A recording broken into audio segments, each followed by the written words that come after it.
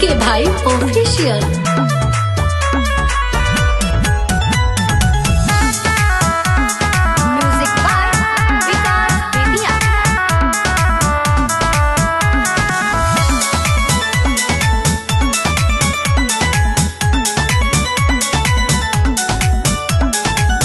हमारे खून से मेहंदी रचाई हो, जाना डोली चढ़ जब जाई हो।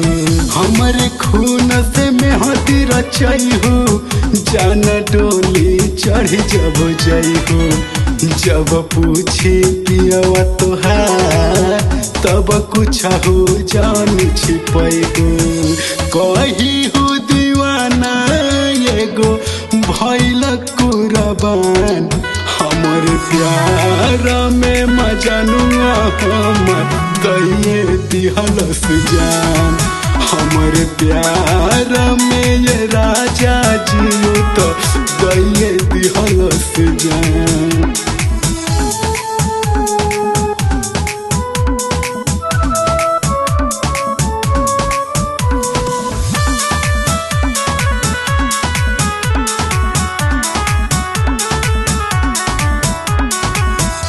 किस्मत के रहे शायद ही है मंजूर हो, जी नहीं पाई बहो के तोहरा से दूर हो, तोहरा से दूर हो।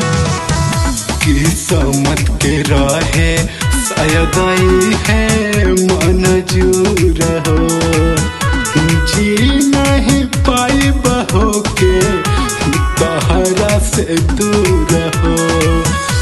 कही हो दीवाना एगो भइल कुर्बान, हमर प्यार में मजनुआ हमर कहिए दिहलस जान।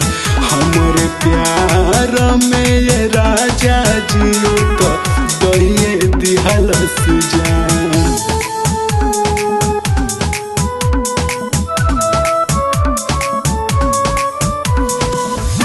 भाई ऑफिशियल।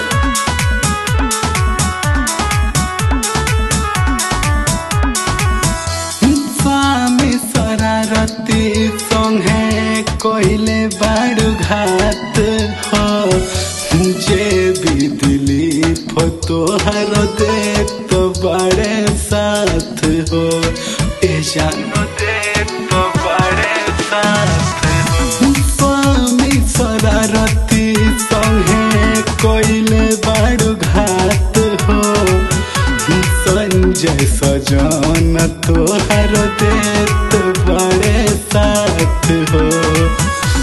कही हो दीवाना एगो भइल कुर्बान, हमर प्यार में मजनुआ हमर कहिए दिहलस जान।